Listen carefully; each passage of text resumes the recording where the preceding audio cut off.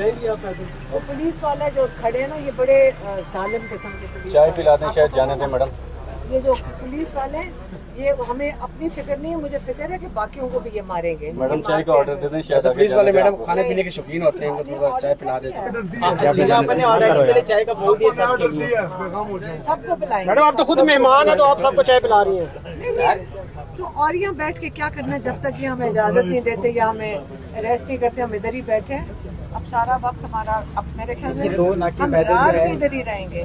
اور یہ آج ہمیں پولیس والے میرے خیال میں زبردستی ان کو اریسٹ کرنا پڑے گا، نہیں تو ہم تو یہاں سے نہیں اٹھیں گے. پہلے اب تمیز سے چلے گئے تھے کیونکہ ہم نہیں چاہتے تھے کوئی بدمزگی ہو، کیونکہ ہم نے ان پہ یقین کیا.